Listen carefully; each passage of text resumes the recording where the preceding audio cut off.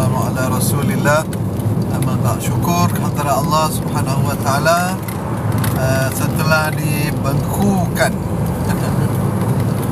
dibekukan selama 7 hari. Hari ini alhamdulillah kita dapat sama-sama berada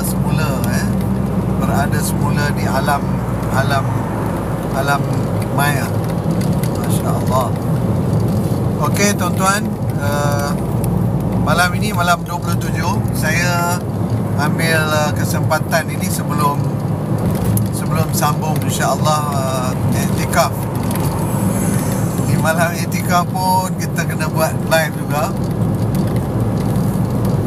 Mudah-mudahan tuan-tuan puan-puan ya sama-sama mengambil peluang i'tikaf ya di mana-mana saja, asalkan di masjid. Asalkan di masjid. Ya, ambillah peluang. Mudah-mudahan malam 27 ini memberi makna yang cukup berarti. Maknanya ada 4 hari lagi. Ya, maksudnya kalau hari ini 4 hari lagi lah. Tapi kalau dah besok, maknanya sudah tinggal 3 hari lagi Ramadan akan pergi. Ramadan akan hilang, akan pergi. Sebab itu ketika kita bermula masuk ke bulan Ramadan, apa yang kita ungkapkan, apa yang kita selalu bicarakan, kita bicara tentang azam. Saya akan ubah, saya akan jadi orang baik, saya akan jadi orang soleh, saya akan jadi orang solehah, kan? Itu tekad kita ya. Tapi sekarang di hujungnya kita dah tahu dah bagaimana. Mampukah kita jadi orang soleh, solehah? Bagaimana dengan janji Allah, la'allakum tattaqun? Apakah kita sedang menyiapkan diri kita untuk menjadi orang yang bertakwa? Semua ini adalah janji-janji yang kita perlu tunaikan. Jadi dah tinggal 3 hari je lagi. Macam mana Quran kita, macam mana ya qiyamul lail kita, macam mana sedekah kita, macam mana ya, lagi bacaan Quran kita tadi. Kemudian berapa banyak kita bantu belanja untuk orang berbuka puasa. Masya Allah. Hadis Nabi sallallahu alaihi wasallam yang saya bacakan hari ini petang tadi, iaitu fadilat orang memberi belanja untuk saudara kita berbuka puasa. Pertama, Rasul sallallahu alaihi wasallam mengatakan bahawa pahala orang yang memberi orang makan untuk berbuka puasa sama pahalanya seperti dia berpuasa, dan tidak mengurangkan pahala dia berpuasa. Itu yang pertama. Yang keduanya, dalam hadis yang lain, sekiranya seseorang membelanjakan makanan untuk 36 orang, belanja makan untuk buka puasa 36 orang, fadilatnya sama seperti pahala berpuasa selama setahun. Masya Allah. Itulah kurniaan Allah kepada orang yang berpuasa, kemudian dia belanja pula untuk bagi makan kepada 36 orang. Alhamdulillah, sahabat-sahabat kita di Friend of Palestine telah berjaya memberi makan setiap hari lebih kurang 7,000 orang lebih setiap hari. Bermula sejak bulan Oktober dari 4,000 diberi sediakan makanan panas untuk saudara-saudara kita di Gaza, dan sekarang sudah lebih dari 7,000 Mudah-mudahan dengan sokongan tuan-tuan, kita tak tahu lagi berapa hari ini apakah ada gencatan senjata ataupun tidak. Sebenarnya gencatan senjata telah pun ada, resolusi telah pun dicapai, tetapi seperti biasa Israel, mereka tak ada peduli resolusi PBB ke desakan dari mana pun, mereka tak peduli. Mereka akan buat macam biasa. Mereka akan bunuh. Bahkan tuan-tuan dapat lihat beberapa video saudara-saudara kita yang mengambil makanan, bawa guni-guni tadi, tiba-tiba diserang oleh musuh-musuh Allah, si laknat ini. Ini tak boleh diterima. Manusia yang normal mana ada terima? Mana boleh terima macam itu, punya jahat, punya kejam, tuan-tuan. Ya Allah, kejamnya. Boleh ditembaknya. Saudara kita ni baru saja mendapatkan makanan, sedang memikul makanannya bawa untuk anak dan isterinya, untuk sahabat handainya, untuk kaum keluarganya. Apa yang dilakukan oleh Israel? Mereka tembak saudara-saudara kita. Tuan-tuan, kalaulah video yang seperti ini yang telah pun disiarkan oleh Al Jazeera tidak membangkitkan kesedaran saudara-saudara kita dari seluruh dunia, saya rasa ini sesuatu yang tak boleh diterima. Kita tak boleh terima kejahatan yang dilakukan oleh Israel ini. Tuan-tuan dan puan-puan sekalian, banyak video yang mutakhir ini yang kita dapat lihat bagaimana kejahatan Israel ini semakin jelas terbukti di media sosial, di media antarabangsa, bagaimana jahatnya mereka. Bagaimana mereka kata, kami nak bunuh saudara, kami nak bunuh orang Gaza, kami nak bunuh anak-anak Gaza, kami nak bom. Astagfirullah, tuan-tuan, macam mana kita boleh terima kejahatan seperti ini? Okey. Oleh kerana hari ini malam pertama saya muncul semula mungkin sahabat-sahabat saya pun ramai yang belum masuk lagi ni, ataupun mereka ramai yang telah iktikaf. Tapi saya tengok dalam waktu yang sama iktikaf pun jalan, gerai-gerai pun penuh, Masya Allah. Gerai-gerai makan penuh, Masya Allah.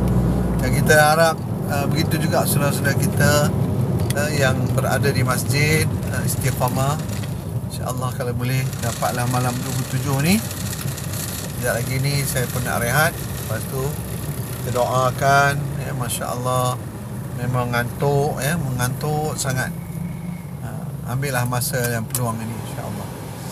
Okey tuan-tuan, apakah perkembangan saudara kita di Gaza? Mana Kak Jack? Dia tak dengar cerita dah. Kak Jack kita ni mana dia? Abang Sofian kita. Mana sukarelawan kita? Sukarelawan, siapa yang nak masuk silakan. Siapa yang nak join silakan, silakan. Boleh bicara. Siapa yang nak join, bercakap ke, nak bagi pandangan ke, silakan. Silakan Adika, silakan. Saya invite dulu silakan Masita. Oh, Masya Allah. Okey, silakan. Mana yang mau yang berhajat nak bicara, silakan. Tak lama saya pun dah dekat nak sampai kat masjid dah. Sekejap lagi sampailah ke masjid.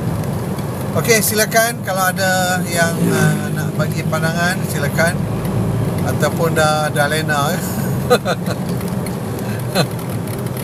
Masya Allah, Masya Allah, Masya Allah. Okey, sekejap lagi kereta ni akan berhenti. Jadi bolehlah kurangkan goyang ni. Videonya agak bergoyang-goyang ni. Tak apa, sekejap lagi. Tak lama lagi, InsyaAllah dalam 5 minit sampai. Mungkin memudahkan tuan-tuan dan puan sekalian. InsyaAllah ya. Sekejap lagi. Okey, siapa-siapa yang ada hajat nak menyampaikan cerita ke, informasi ke tentang Gaza, perkembangannya. Yang kemarin dulu kita tahu memang sedang panas ya. Iran dan Israel sedang panas sangat. Wallahu alam apakah akan berlaku peperangan yang dahsyat antara Iran dan Gaza, dan Iran dan Israel, apakah akan berlaku ataupun tidak, wallahu alam. Kita sedang memerhati apa yang akan terjadi. Okey tuan-tuan, sekejap lagi akan sampai, mungkin dalam berapa detik lagi. Okey, saya nak tengok beberapa informasi dari YouTube ataupun bagaimana. Ya, kita tengok apa yang sedang terjadi di sana. Okey. Terus sekejap lagi nak sampai dekat stesen bas tadi. Okey, dekat stesen bas. Tak payah masuk. Okey, ada sahabat-sahabat yang nak join, silakan. Silakan ya. Okey, saya nak tengok info yang terkini. Apakah yang terjadi?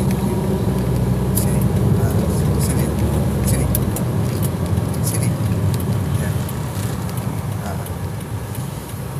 Okey, alhamdulillah dah sampai dah, dekat dah. Masjid. Siapa pergi ke masjid? Tak apa, tak sini. Apa nak masuk pusing? Boleh nak pusing? Okey, alhamdulillah dah sampai di masjid semua, sekejap lagi ya. Okey, silakan. Kak Jack dah masuk, alhamdulillah. Okey. So malam ini 27 kita jangan tidur. Setahun sekali dia tak tidur. Dan kebanyakan mereka berada di masjid. Ya. Okey, Tok Faiz, Pak Mus, syukran. Terima kasih. Masya-Allah. Okey, malam ini kita berada di masjid ramai-ramai. Saya pun ni dekat perkarangan masjid ni, insya-Allah. Lepas ni sekarang saya akan masuk masjid balik. Kerana malam 27 adalah malam yang istimewa. Dan mudah-mudahan Allah bagi peluang kepada kita mendapat Lailatul Qadar. Inna anzalnahu fi Lailatul Qadr wa ma adraka ma Lailatul Qadr. Lailatul Qadr khairun min alf shahr. Tanazzalul malaikatu war-ruhu fiha bi'izni rabbihim min kulli amr. Salamun hiya hatta matla'il fajr. Alhamdulillah. Dah sampai di perkarangan masjid. Okey, boleh relax sikit. Jadi Bulita kita boleh rehat. Masuk dalam masjid. Sopan, masuk dalam masjid teman. Allah alam, insya-Allah. Okey, saya cuba tengok apakah update yang ada. Okey.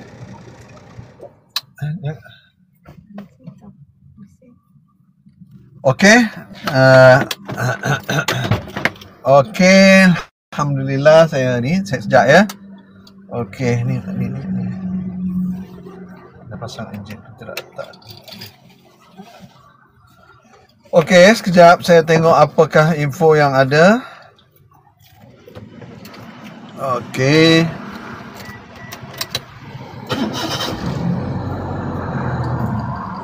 Panas.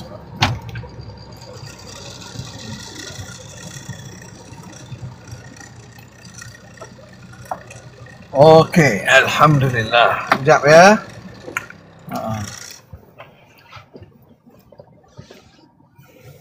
Okey, alhamdulillah. Sahabat-sahabat, sekejap ya, saya nak mencari videonya.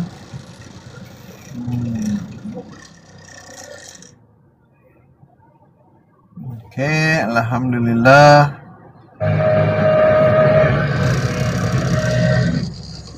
Okey.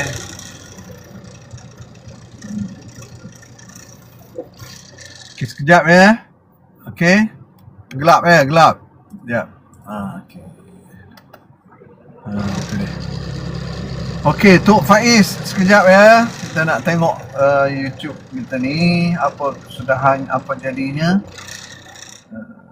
140 hari, 180 dah ni. 180 hari dah. 181 hari. Masya-Allah, 82 ya, 182 hari. Masya-Allah, masya-Allah. Tu dia. Slow sikit.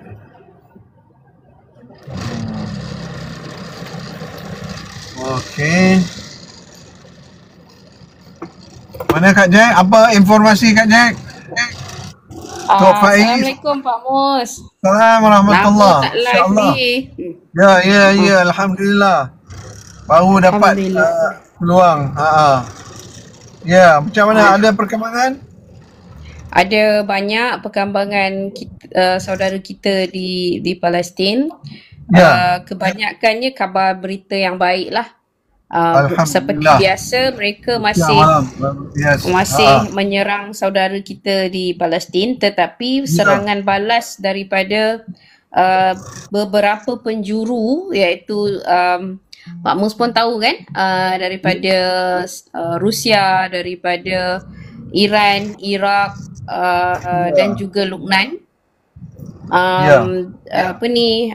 Hebat jugalah Pak Mus, diorang punya tempuran ni, dan di bandar-bandar tertentu di Israel itu sendiri pun dah hampir musnah Pak Mus. Oh, masya-Allah. Mereka dah semakin terdesak dan ada satu-satu tempat yang dah lumpuh pun. Oh. Masya-Allah. Daripada yang selepas dia serang Iran tu kan, start daripada situ peluru drone, dan senjata drone dan juga bom-bom yang lain sampai ke Israel itu dengan sangat tepat lah Pak Mus. Ya. Dia punya lapangan terbang, dia punya bandar, dia punya tempat-tempat point-point dia penting lah, tempat senjata dia kan. Lepas tu yang terbaru sekali, tak silap saya,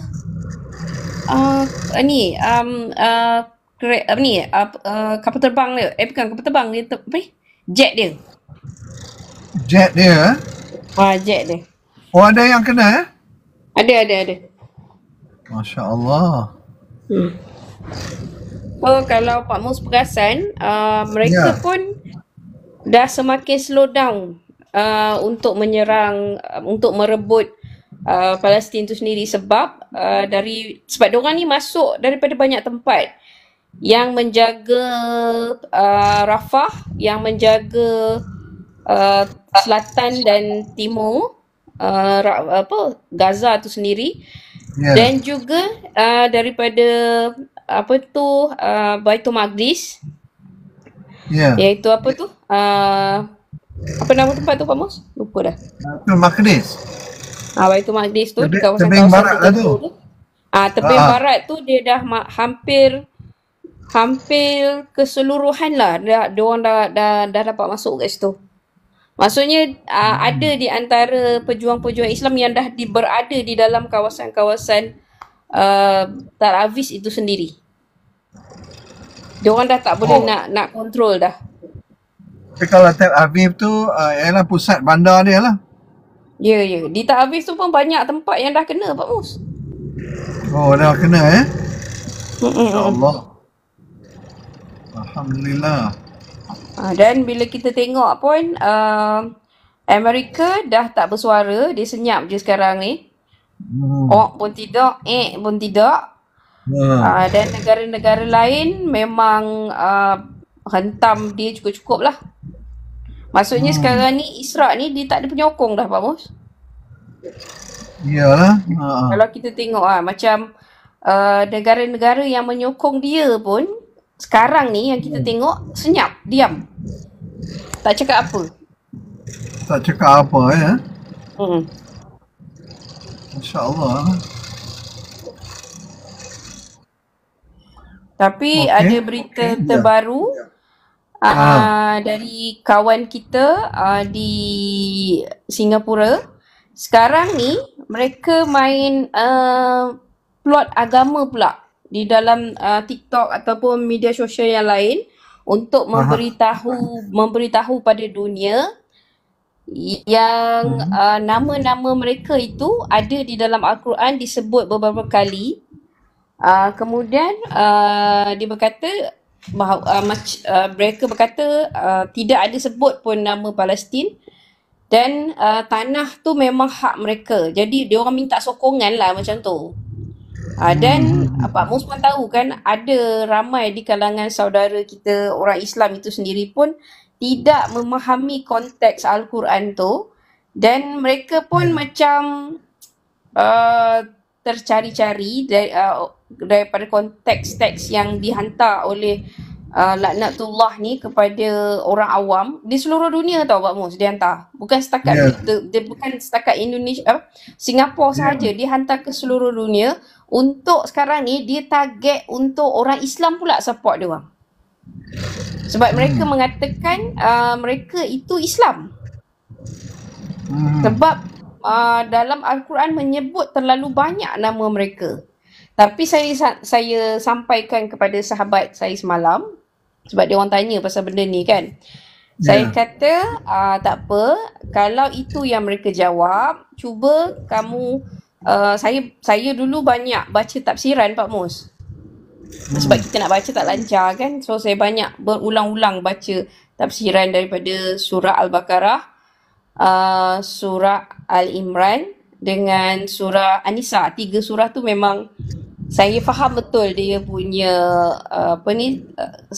cerita daripada yang Allah sampaikan. Kemudian dengan sirah-sirah yang saya baca kan, saya bagi tahu kat mereka, cuba kamu kaji dan kamu baca balik 3 sirah ni. Di situ memang terang, jelas dan nyata memberitahu kepada kita, iaitu umat Islam seluruh dunia, dan begitu juga dengan kaum Nasrani dan Majusi, bahawa siapa Israel ni sebenarnya. Mereka ni siapa? Kelompok daripada mana? Kenapa mereka dihinakan? Kenapa? Memang nama mereka disebut berkali-kali, tapi nama mereka tu bukan dipuji. Tapi Allah menghinakan mereka tu. Saya cakap bagi tahu baliklah kat diorang kan. Sebab banyak kalau kita tengok di antara nabi-nabi pun mereka yang bunuh kan. Lepas tu kitab Bible yang baru yang diciptakan, yang diubah semua daripada mereka. Begitu juga dengan hadis-hadis kita. Saya kata cuma diorang tak boleh ubah Al-Quran. Diorang nak ubah Al-Quran tu tapi tak boleh. Itu je lah saya sampaikan pada saudara-saudara kita. Okey, saya cuba tengok ini info yang mengatakan melakukan operasi di Haifa. Video tersebut dibagikan lewat saluran Telegram media militer pada Sabtu 6 April 2024. Diketahui perlawanan Islam di Irak menyerang kilang minyak di Haifa saat fajar. Kilatan dari pesawat tak berawak atau drone tampak berterbangan di langit Israel. Drone yang diluncurkan perlawanan Islam di Irak itu meluncur dengan kecepatan tinggi. Pihaknya kemudian mengklaim bahwa serangan tersebut tepat sasaran. Namun mereka tak mengungkap apakah ada korban jiwa dalam penargetan ini. Perlawanan Islam di Irak itu menegaskan bahwa mereka terus menghancurkan benteng-benteng musuh. Hal itu dilakukan untuk menyelesaikan operasi tahap kedua untuk melawan tentara Israel. Pihaknya menekankan operasi itu dilakukan untuk mendukung rakyat Gaza dan sebagai tanggapan atas pembantaian yang dilakukan Zionis. Pemerintah Israel dilaporkan telah memutuskan untuk menutup sementara 28 markas diplomatiknya di berbagai belahan dunia. Tindakan ini menyusul peringatan keamanan dan kekhawatiran akan serangan balasan dari Iran. Seperti diketahui, selesai Israel melakukan pemboman terhadap kedutaan Iran di Damaskus, Suriah, muncul ancaman akan ada serangan balik. Diketahui serangan ke Damaskus pada Senin 1 April 2024 itu menewaskan sejumlah pejabat tinggi dan perwira militer senior pasukan Al-Quds. Dikutip dari Tribunnews, langkah ini menyusul tindakan yang dilakukan Israel dengan mengevakuasi 7 misi diplomatiknya. Ketujuh misi diplomatik itu berada di Mesir, Yordania, Bahrain, Maroko, Turki, dan Turkmenistan. Dikabarkan selesai serangan ke kedutaan besar Iran itu, semua misi Israel di seluruh dunia dinyatakan dalam siaga tinggi. Bahkan di beberapa negara, Israel mengeluarkan protokol keamanan yang sangat ketat. Para staf kedutaan Israel bahkan sampai dilarang meninggalkan rumah, bahkan ke toko terdekat. Pasukan Israel kini tengah diliputi rasa ketakutan akan serangan balasan dari Iran. Diketahui Israel juga memperkuat pertahanan udara lantaran khawatir jika rudal Iran menyerang wilayahnya. Dikutip dari Tribunnews, tentara Israel bahkan membatalkan cuti seluruh pasukan tempurnya pada 4 April 2024 lalu. Hal itu untuk mengantisipasi serangan balasan dari Iran. Tak hanya memperkuat pertahanan udara, Israel juga memanggil pasukan cadangan. Di saat yang bersamaan, sejumlah orang terpaksa dirawat di rumah sakit Tel Aviv lantaran serangan jantung. Mereka dilarikan ke rumah sakit buntut kecemasan karena takut diserang Iran. Selain itu, Israel juga mengevakuasi kedutaan besarnya di berbagai belahan dunia. Diketahui pihaknya mengevakuasi kedutaan besarnya yang ada di Azerbaijan, Mesir, Yordania, Bahrain, Maroko, dan Turki. Bahkan para staf kedutaan diliputi protokol keamanan yang sangat ketat. Mereka dilarang meninggalkan rumah, bahkan sekadar pergi ke toko terdekat. Kepala Staf Tentara Israel memutuskan untuk memecat Komandan Brigade Nahal dan Komandan Bantuan Distrik setelah insiden terbunuhnya 7 pekerja bantuan World Central Kitchen atau WCK.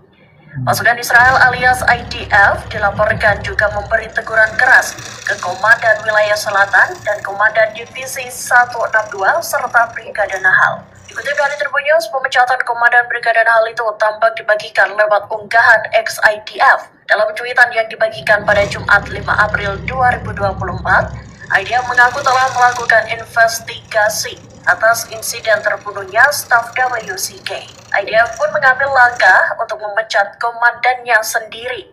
Pasalnya, sang komandan disebut salah memberi arahan hingga akhirnya 3 tembakan menyasar ke konvoi pekerja bantuan itu.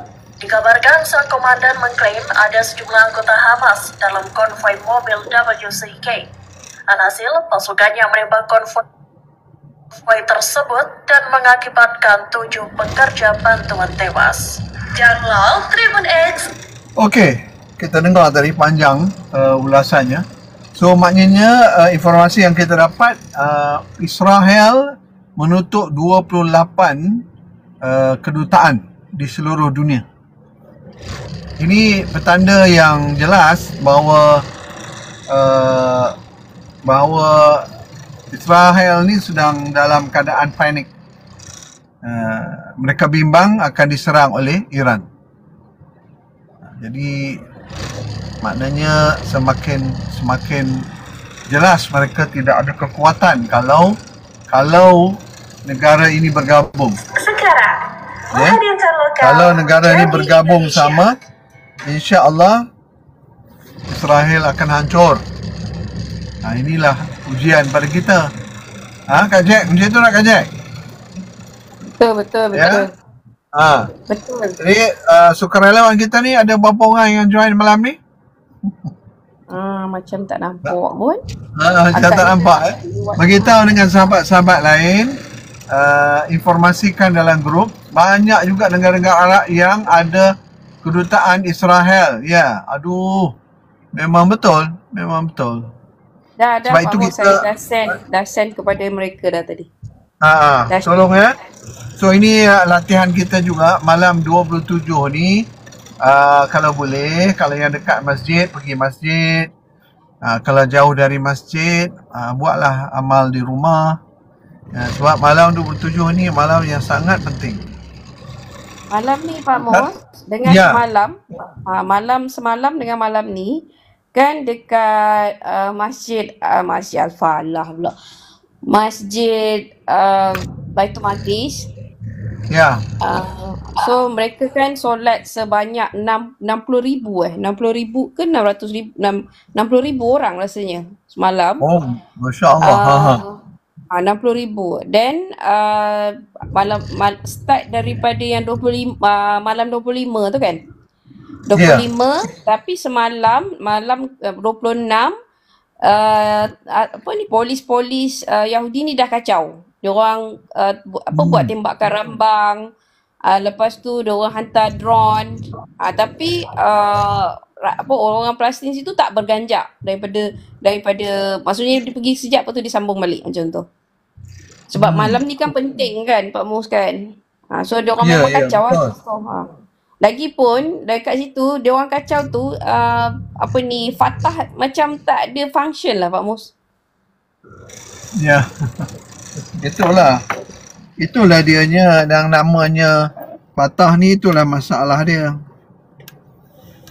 Dari dulu lagi macam itulah. Tapi cerita tadi lah, maknanya kalau tak ada tindakan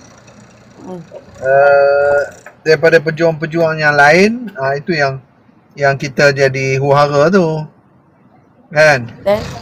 Dan satu lagi saya dapat sedikit info penangkapan yang diorang punya orang kat sini tu kan adalah salah satu ejen yang mereka memang ejen Mossad pun. And then itu pun satu ketakutan untuk mereka Pak Mus. Sebab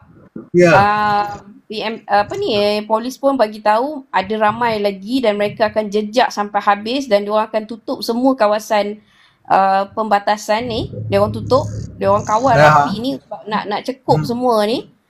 Dan betul. Di sini kelebihan kita Pak Mus, bila kita dapat diorang ni kan, sebab kalau kita bocor semua seluruh insya-Allah kalau dia akan bocor semua insya-Allah. InsyaAllah. Lagi satu, kalau kita perasan ya, di seluruh dunia ni ada dia kan. Ada diorang ni, ada Mossad ni. Tapi tak satu pun yang tempat lain dapat tangkap. Tak dapat. Yang kebanyakannya yang diorang dapat tangkap adalah orang-orang yang diupah. Diorang tak dapat tangkap yang kepala dia ataupun orang ni betul-betul orang daripada Isra' itu sendiri kan. Dia punya mastermind dia. Tapi kita mendapat mastermind dia sendiri. Semalam PMX dia beri ugutan ya Pak Mus dekat Isra' semalam. Pak Mus tengok tak? Tak ada, tak tengok semalam. Dia bagi tahu dia kata untuk dia kata dia orang tanya macam mana PMX penghantaran bantuan. Dia kata dia orang masih kekal di Rafah dan dia akan paksa dia tak cakap Mesir dia tak cakap Mesir. Dia kata saya akan paksa dan saya akan pastikan Israel ni akan buka juga pintu Rafah. Kami akan buat macam-macam cara untuk dia buka juga sebab dia yang bertanggungjawab yang tidak membenarkan pintu Rafah ni untuk dibuka untuk memberi bantuan dan mereka telah melanggar banyak peraturan-peraturan yang mereka mereka yang buat dan kemudian mereka langgar dan sekarang kami menuntut untuk Israel buka pintu Rafah tu macam mana sekalipun kami akan paksa untuk dibuka. Maksudnya Pak Mus, kita dah pegang orang dia, kita ada kuasa, kita ada power. Seperti mana tentera kita orang kan. Jadi dia statement dari mana tu? Ada dua. Itu statement dari siapa? Daripada PMX. PMX sendiri. PMX sendiri. Saya ada share dekat saya punya BTT tu, tapi biasalah benda tu kan dia turun naik kan. Sebab saya nak share dekat saya punya post tu tak boleh. Jadi saya share untuk semualah. Okey, alhamdulillah. Jadi apa yang saya nampak point yang PMX cakap, saya tak tahu lah orang lain, tapi pada pendapat saya dia maksudnya sekarang ni kita dah dapat kepala dia. Dan kita akan cari kepala lain ni sampai dapat. Sebab kalau kita nak minta tolong macam Filipin, Singapura dengan Thailand, tak boleh sebab diorang ni memang menyokong kuat Israel. Jadi untuk pintu masuk mereka masuk ke tempat kita tu mudah. Sekarang ni kita negara kita ni terpaksa kepong tau. Maksudnya ikat betul-betul seluruh pintu sebadan untuk tidak akan ada yang terlus ni keluar. Dan yang saya dapat info juga di setiap pintu sebadan sekarang ni memang sangat-sangat ketat. Tak macam dulu dah. Sangat-sangat ketat. So diorang nak dapatkan juga lagi 6 orang tu. Yang buat masa ni yang diorang suspek ada 6 tapi mungkin ada lebih. Ya, maknanya 6 pistol tu ada kaitan lah. Ya, betul. Takkan seorang nak pakai 6, ya tak? Betul. Maknanya dia supply untuk 6 orang tu lah. Sebab Pak Mus pun tahulah orang kita ni tak sekuat macam mana diorang, tekan macam mana bagi sakit sikit dan dah lepas cakap dah Pak Mus. Yalah, kan? Betul. Jadi nak suruh orang Israel ni bercakap memang dia tak akan cakap. Cuma yang saya dapat info lagi daripada polis juga, dia kata ada cubaan untuk bunuh diri daripada orang ni, daripada Israel ni. Diorang kawal, maksudnya diorang sekarang ni dekat dalam diorang tak masuk dalam macam bilik khas. Diorang jaga dalam kawalan yang sangat rapi supaya benda tu tak berlaku. Selagi segala rahsia tak dapat dibongkarkan, selagi tu diorang akan jaga orang ni, maksudnya di bawah kawalan ketat lah. Dalam jadi yang saya dapat fikir yang saya dapat rasa lah apa yang PMX buat ni, dia akan gunakan kuasa veto dia yang ni untuk kontrol Israel itu sendiri. Mudah-mudahan insya-Allah. InsyaAllah. Bayangkan Pak Mus berapa lama dia orang buat kerja dekat seluruh dunia, tapi kali ni dengan izin Allah dia orang masuk pula dalam bulan puasa, dapat pula. Nasib lah. Ya, betul. Mudah-mudahan insya-Allah. Mudah-mudahan. Okey, sekejap kita tengok ini Iran balas dendam luncurkan serangan bertubi-tubi. Iran dah serang dah ni. Kita dengar aja Kita tengok ni dari Iran bakal bombardir. Maknanya penyerangan ke konsulat Iran yang berada di Suriah. Selesai serangan tersebut, Iran murka besar hingga melakukan balas dendam ke Israel. Dilaporkan Iran bakal menyerang Israel dalam 40 jam. Dikutip dari Hindustan Times, beberapa media mengklaim bahwa serangan balas dendam Tehran akan segera menimpa Israel. Beberapa media mengatakan serangan tersebut bisa terjadi dalam waktu 48 jam. Tanggapan Iran dapat memicu konflik regional yang besar. Di satu sisi, Israel disebut telah memperkuat pertahanan udaranya. Perkuatan sistem pertahanan udara ini terjadi seiring kemungkinan besar Iran melakukan serangan balas dendam.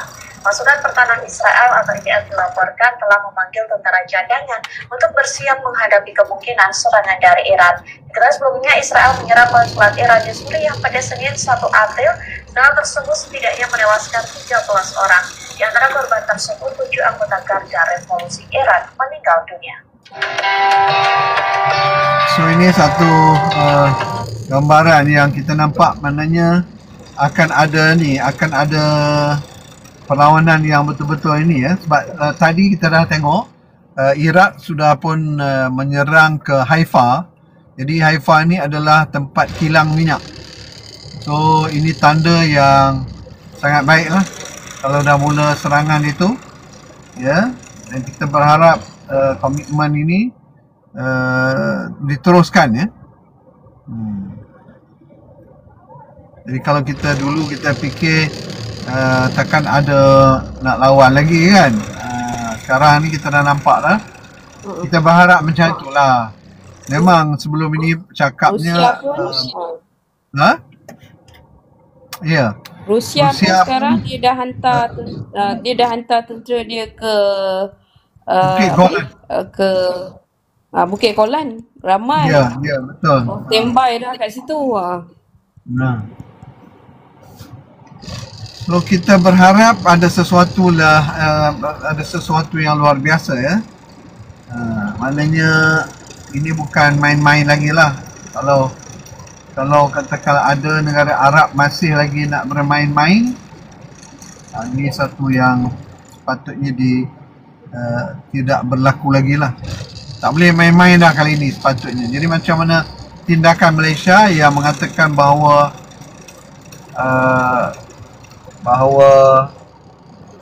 akan dikejar habis-habisan ya. Dan ini menariknya sebab mereka sudah berada di tangan. Maknanya akan bocor segala-gala maklumatnya, termasuk maklumat yang berkaitan dengan rakyat Malaysia yang menjadi tali barut. So tali barut ni memang tak boleh dibiarkan. Tak kira lah kamu pasti tu ada kat bawah. Balloon ski ada. Balloon ski. Balloon ski ya. Balloon ski kita, Masya Allah. Suzan nak masuk tak? Ni ada ni 2-3 orang lagi ni. Abang Rosli tu ke? Abang Rosli. Assalamualaikum. Assalam. Pak Mus. Apa khabar? Alhamdulillah, macam ni lah. Abang. Apa perkembangan terbaru ni sejak? Ini hari dah boleh live balik Barulah. Akaun yang sama? Elok pula. Kebetulan malam 27. Itulah. Itu tanda nak menang lah tu. Jadi itulah kata nak pegang, tapi itulah news di terbaru tak sampai lagi ni update dia. Kan? Tapi kemarin CNN nampak buat laporan, nampaknya mereka nak berialah sangat, nampak lah. Tapi di waktu yang sama informasi yang kita dapat 28 kedutaan di negara dunia lah, di beberapa negara dunia telah ditutup. Di Israel? Mana kedutaan Israel, bukan kedutaan dalam Israel. Dalam Israel ni kedutaan mereka di beberapa negara. Yalah, macam Colombia pun dia dah betul. Dia dah buat satu resolusi untuk menguatkan lagi usul yang dari Afrika Selatan tu. Ya, betul. Kalau kata tadi yang terbaru yang saya ada baca, Rusia sedang menghantar lagi bala tentera dia ke Bukit Golan lah. Ya, Bukit Golan. Ya, betul. Bukit Golan ni dia dulu memang hak Syria. Lepas tu tak salah saya dah tahun 80-an kalah, 70-an atau 80-an kalah. Jadi terpaksa serahkan kepada Israel. Jadi full scale war ni atau perang apa nama ni nak jadi macam perang Asia Barat Ya. Rasanya berlaku ke ataupun macam mana? Dia tergantung kepada beberapa negara kunci lah. Negara kuncinya Saudi. Ini. Kalau Saudi terlibat je, yang lain tu ikut je. Betul, sebab Iran ni macam dia tindak kan. Iran ni dia sejak dari dulu dia memang tarik undur gitulah. Namanya Iran memang macam itulah. Strategi perang ni memang macam tu. Ya, tapi oleh kerana saya lebih melihat bukan alasan Syiah ke apa ke, bukan. Bagi saya lebih melihat kepada blok sosialis. Betul. Jadi Rusia adalah kepala blok sosialis.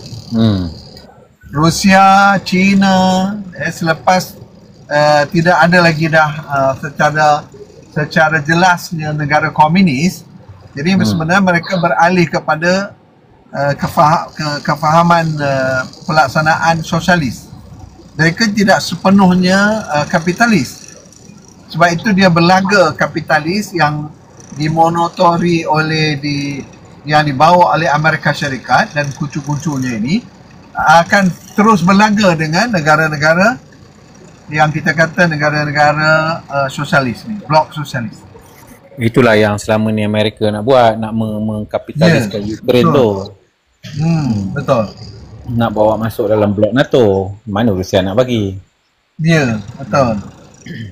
Cuma ada sedikit ada sedikit malangnya di saat Turki yang begitu gigih dibawa oleh Erdogan dan kuncu-kuncu kuncu-kuncu sekular yang sebenarnya kalau sebut sekular ni dia orang mesti kiblatnya paling kiblatnya adalah Amerika. Tapi kadang-kadang kawan-kawan kita ada walaupun dia tak faham geopolitik antarabangsa, dia tak faham, dia pun ikut kutuk juga si Erdogan. Tengok Erdogan pun kalah. Kerana apa? Kerana termakan naratif yang kononnya Erdogan ini menjual bisnes lah apalah dengan Israel. Tapi mereka untungkan, jadi mereka tolak Erdogan, parti Erdogan, mereka pilih parti sekular Mustafa Kemal Atatürk dulu. Memang nak mampus Erdogan ni bagus. Begitu mudahnya, itulah saya kata tadi, begitu mudahnya kita ni terkeliru dengan naratif yang kadang-kadang tak masuk akal. Macam mana kamu boleh kata Erdogan? Tapi jadi di waktu yang sama itulah pihak sekular ni mendapat untung. Di Istanbul, di Ankara, kota-kota besar ni semuanya kebanyakannya tidak memihak lagi kepada Erdogan, AKP. Jadi mereka berpihak kepada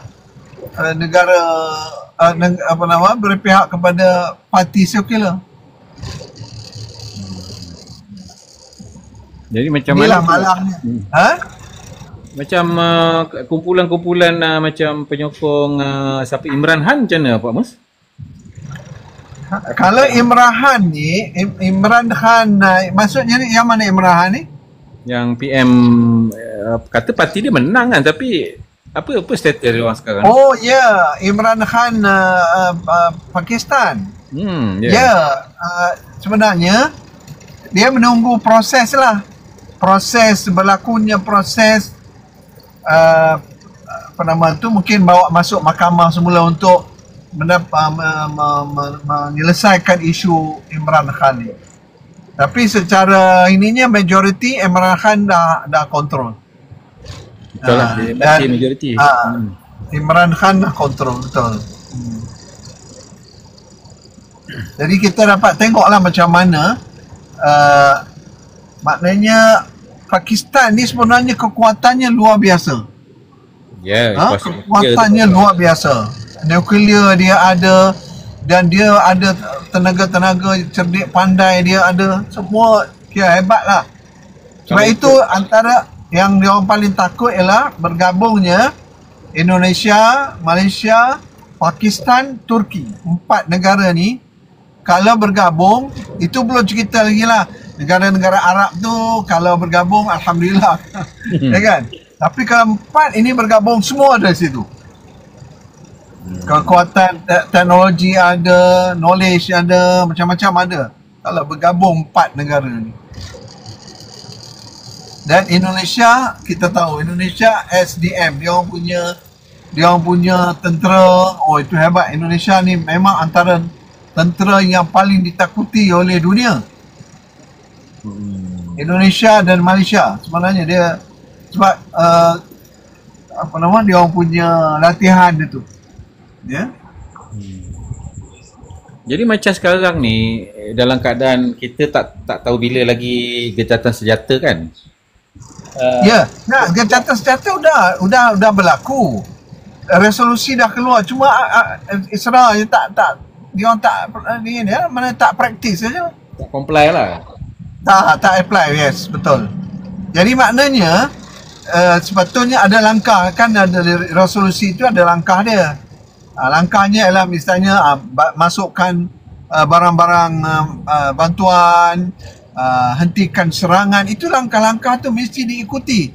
Sebab itu macam Kak Jack kata, PMX mengeluarkan kenyataan yang cukup keras, by hook or by crook, mereka akan pastikan barang-barang bantuan ini, Malaysia antara negara yang membuat gerak kerja untuk memastikan barang-barang bantuan ini dapat sampai ke Gaza. Sebab beberapa hari lepas, beberapa hari lepas ada news rasanya dia Israel melepaskan 1,000 lebih tahanan, betul kan? Ya, tahanan wallah alam. Saya tak dapat lagi info.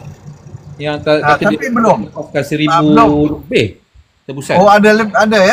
Ada. Beberapa hari lepas, masa tu Pak Mus ni tengah off, saya terbaca. Oh, ya. Saya tak perasan pula. Semalam pun saya buatlah juga. Musuh viralkan fake news. Yes, manipulasi news. Jatuhlah satu kerajaan. Ini terjadi di Turki. Yes. Itu yang saya kata tu. Yang ada pula profesor kat Malaysia ni, dia pula tolong kempen. Kata macam-macam. Allah, saya kata kamu ni. Bab ini kamu profesor, tapi bab geopolitik kamu tak tahu. Tapi itulah realitinya. Bila dah tekankan, dah tergolek Erdogan di beberapa negara, di beberapa wilayah utama ni, nasib baiklah belum lagi pilihan raya. Itu baru pilihan raya tempatan, majlis tempatan. Belum lagi pilihan raya pemilihan presiden. Bayangkan kalau naratif itu berterusan dan mereka diterima, naratif yang buruk-buruk ni diterima oleh pihak oleh rakyat Turki. Bayangkan betapa ruginya Turki dan juga negara-negara yang dibantu oleh Turki. Tapi itulah ni daripada sebab ni katanya Erdogan main last term kan. Ya, itulah naratif lah, naratif. Cerita palsu, cerita ni buat macam nampak macam real ini. Daripada pihak mana, entah apa-apa dia orangnya punya cerita. Diorang tak membaca lah Pak Mus. Diorang ni jenis malas. Itulah dia je. Bayangkan kalau parti siapa?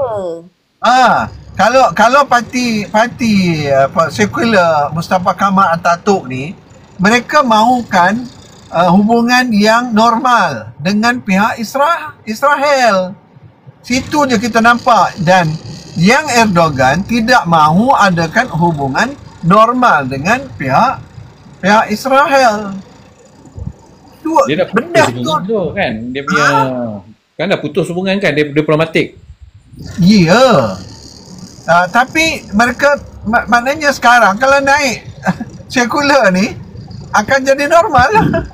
Sebab mereka memang itu dia orang punya manifesto.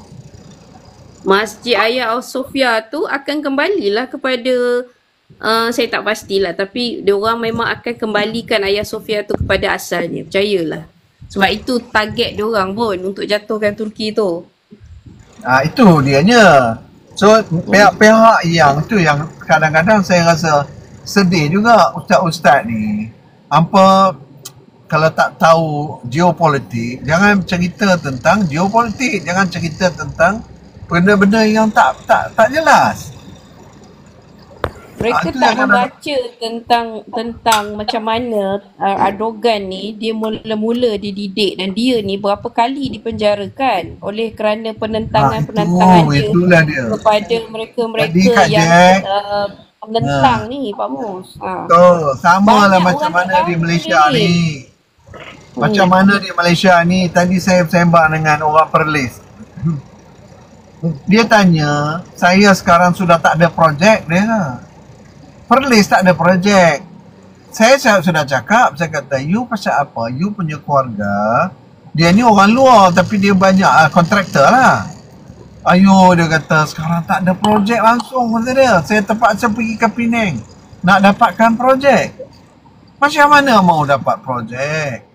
Kita sudah cakap, kalau you tak baik dengan kerajaan pusat, macam mana boleh dapat projek? Ini bukan masalah, ini saya kata tengok macam mana ruginya orang Perlis. Cerita tadi ya, orang Turki pula, dia masuk ke Turki pula. Macam itulah juga cara dia orang nak buat tu, nak hancurkan ekonomi Turki dan sebagainya. Itu cara dia cerita, makan ubi kayu bos. Itulah dia, takkan nak makan ubi kayu pula kan. Tapi statement Datuk Johari Abdul tu merapu pada saya. Kita ni apa dia kata apa? Cukup makan ubi kayu. Oh, siapa yang cakap tu? Tan Sri Johari Abdul? Ya, tak tahulah sama ada benda tu disalah petik ke tak. Dah mula jadi satu isu lah ni. Dia sebenarnya dia pun menerangkan secara simple, tapi biasalah melaun-melaun ni. Kan? Diorang ni kan ambil benda tu sebagai positif. Sebenarnya dia bagi tahu, dia kata kalau kita ada masalah beras ni teruk sangat kan apa keperluan dia macam bagi satu, bukan dia bagi solution, cuma dia macam balik kepada sejarah kita yang lama lah. Dia kata beras ni kan sumber protein. Dia kata kalau rasa macam susah sangat nak dapat beras, maksudnya dia bukan kata tak dapat, mungkin ada benda-benda sebab. Apa kata kalau kita cuba alihkan kepada ubi kayu dia cakap. So sebab dekat sumber ubi kayu tu ada protein juga. Itu dia punya statement. Dia bukan suruh kita makan ubi kayu protein, Kak Jack. Sumber karbohidrat. Karbohidrat. Tenaga. Itu maksud tak ada. dia. Ini cuba tengok, ada beberapa negara Afrika makanan ruji dia, makanan utamanya ialah jagung. Ya betul? Jangan ingat jagung tu. Kita makan jagung ni makan orang ada duit lebih lah makan jagung. Tapi di Afrika mereka makan jagung ni sebagai makanan utama. Ada beberapa negara Afrika macam tu. Ada juga yang menggunakan sagu sebagai makanan utama mereka, Pak Mus? Ya, ada. Betul. Macam contoh, dia ada certain negara mereka tak makan nasi, mereka makan roti. Betul. Setuju. So benda tu janganlah Somalia jagung makanan ruji dia. Betul. Sebab Somalia, cuba tengok orang Somalia badan kurus tapi laju lari dah. Dia orang tak makan nasi. Sebab tu kita jangan badan kurus kering dia. Kena ambil benda tu sebagai ucapan. Kita kena ambil sebagai dia punya pendapat dia. Maksudnya dia berfikir tentang apa yang dia lihat pada negara-negara luar. Maksudnya dia bagi tahu macam gunakan alternatif lain. Maksud dia begitu. Macam kalau kita orang kampung yang tak ada sawah padang, yang tak ada sawah padi, kita boleh tanam ubi. Maksudnya begitu. Dia bukan suruh kerajaan tu, maksudnya apa yang dia cakap tu untuk kerajaan, tidak, tapi dia bercakap untuk daripada segi pemikiran dia dengan negara-negara luar dan juga sejarah kita dulu. Itu sebenarnya. Betul, tapi macam ni lah. Sekarang ni memang isu saya duduk bandar kan, jadi kita tak tahu. Ya, betul. Ada isu beras ni tak cukup ni, saya pun tak faham. Sampai kena keluar statement-statement makan ubi, beras import, beras tempatan, tak faham. Jadi macam wall lain pun kecoh kadang pasal isu beras ni. Padahal Indonesia pun teruk juga benda ni. Ya, Indonesia teruk. Memang bila India stop, India kurangkan ekspor tu. Termasuklah bawang dan sebagainya. Tapi bukan info juga. Saya dapat info juga. India kurangkan bukan sebab masalah mereka tentang tak cukup beras, Pak Mus. Mereka ni kan salah satu penyokong kuat Israq. Jadi mereka gunakan sekatan tu. Maksudnya Pak Mus pun faham lah kan. Tapi walaupun dia memang dia menyokong Israel, Tapi kita kena faham ada strategi bisnes juga. Kalau terlalu melambak beras di pasaran, macam mana dia nak survive? Bila pasaran melambak beras, maknanya harga akan apa? Harga akan turun. Jadi nak kontrol harga ni supaya tidak terlalu rendah, maka mereka hadkan pengeluaran tu. Sama juga kalau kita lihat harga getah, harga komoditi dia sangat tergantung kepada supply ni. Jadi kalau mana-mana negara, of course dia akan pastikan tidak over supply. Termasuk juga minyak negara-negara negara pengeluar minyak, dia kena kontrol. Kalau bila over dia akan jatuhlah harga. Jadi kadang-kadang mereka dia nak jual cerita kat makcik-makcik, kat pakcik-pakcik di kampung, ceritalah dia kononnya berkait dengan apa kelima dia ceritanya. Ni apa nama, tengok kata dia, orang-orang kafir ni nak bagi orang Islam ni susah. Dia nak bagi ke sana pula pergi ni. Ini bahaya. Saya ada orang tanya macam mana ni tentang pemuda UMNO kena tahan kan.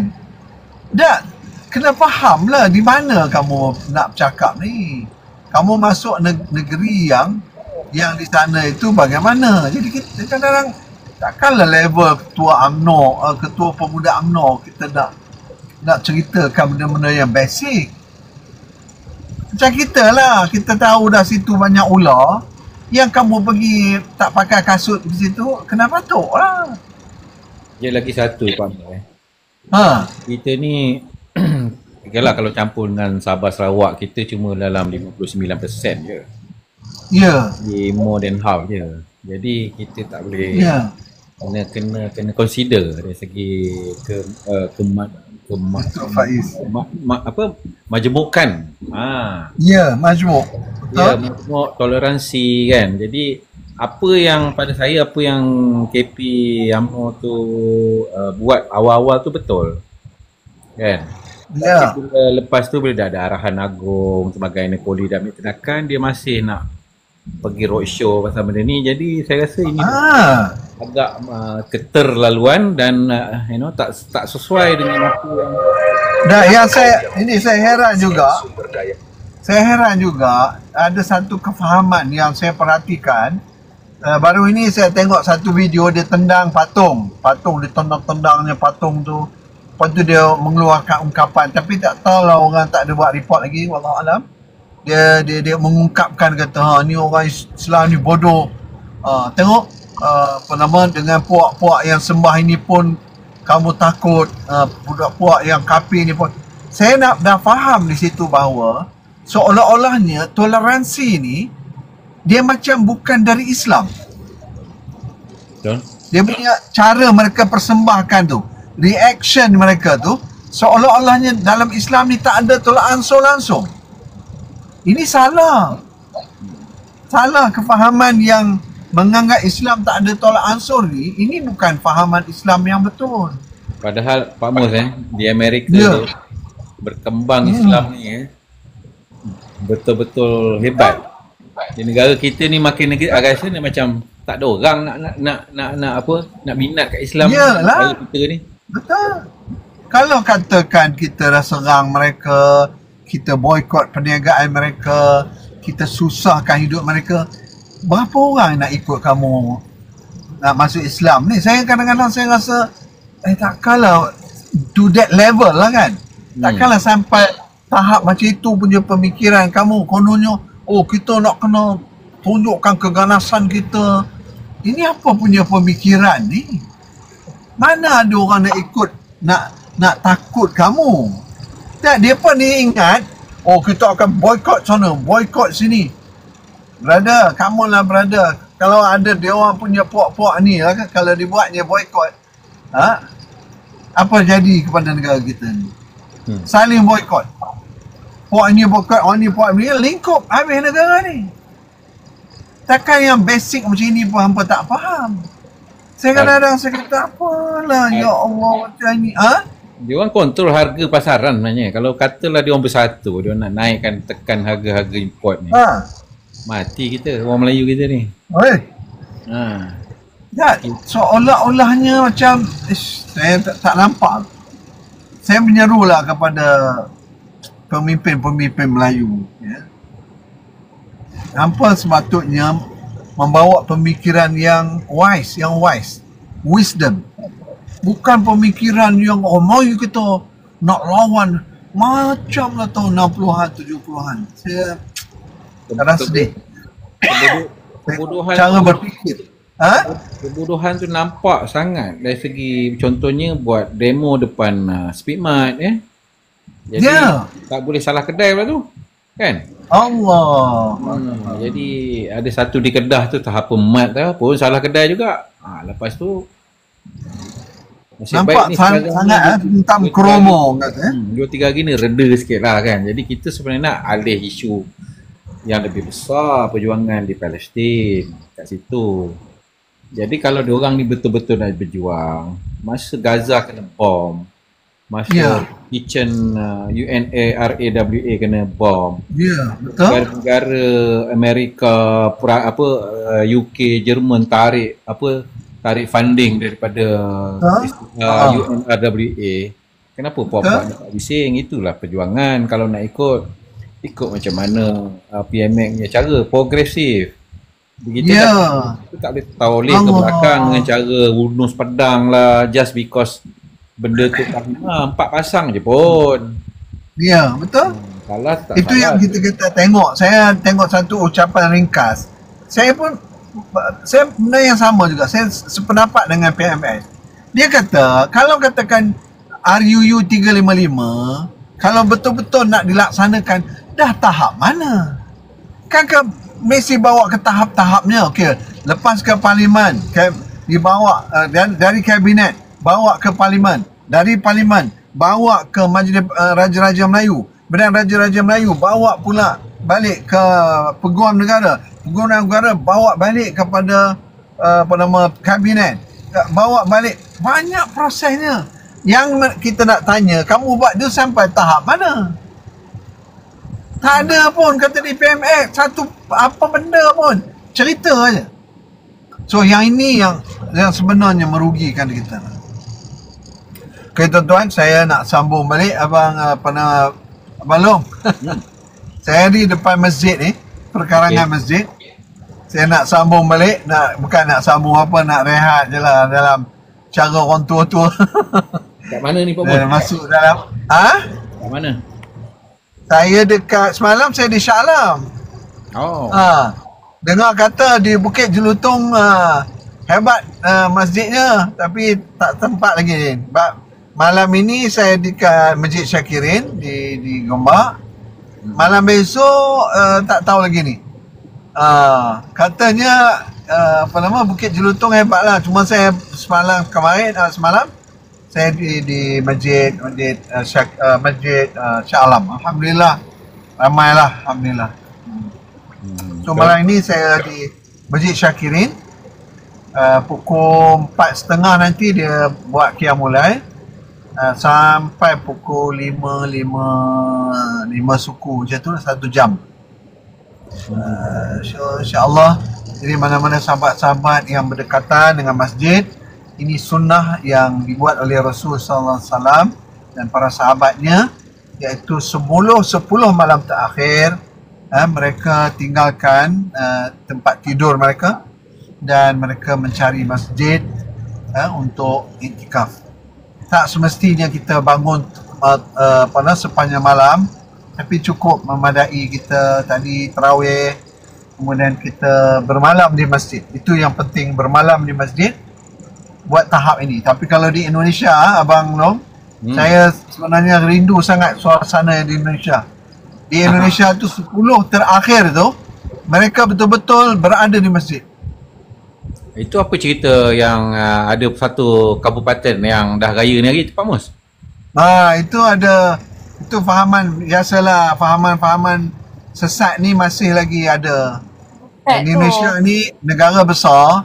Jadi fahaman-fahaman sesat ni masih lagi, terutamanya di kawasan-kawasan orang orang susah jadi biasanya orang yang senang tu mereka boleh beli akidah orang-orang tu. Macam-macam. Pak Imam kata Pak Imam dia kata dia dapat telefon tapi dia orang tapi memang gitulah. Ada yang kuat betul. Jadi kerja dakwah di Indonesia tu lebih rencam, lebih rencam.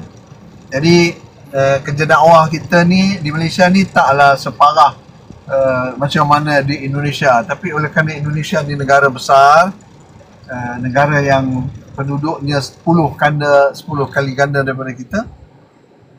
Ramai macam-macam. Orang Islam ni ramai sangat.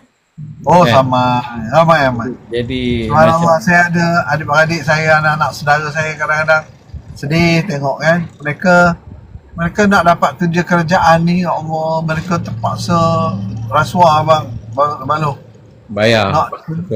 Bayar nak kerja polis ke, nak kerja polis lah terutamanya, polis tak silap 15,000 bayaran. Bayaran dia itu belum tentu dapat lagi. Jadi itulah. InsyaAllah mudah-mudahan belum Kak Jack, InsyaAllah kita buatlah apa yang patut malam ni. Kurangkan sikit tidur tak apa, sebabnya malam yang sangat penting, malam 27. Mudah-mudahan Allah bagi sedikit peluang kepada kita, rasa kasih sayang Allah kepada kita, dan Allah kurniakan kita Lailatul Qadar. Okay, terima kasih dulu. InsyaAllah besok kita sambung lagi. Alhamdulillah saya punya TikTok ni dah dapat berjalan semula. Saya memohonlah kepada, tak tahu saya nak mohon kepada siapa. Sekarang saya pun tak reti nak bercakap yang mana satu. Yang kejadian ni betul malam tu belum?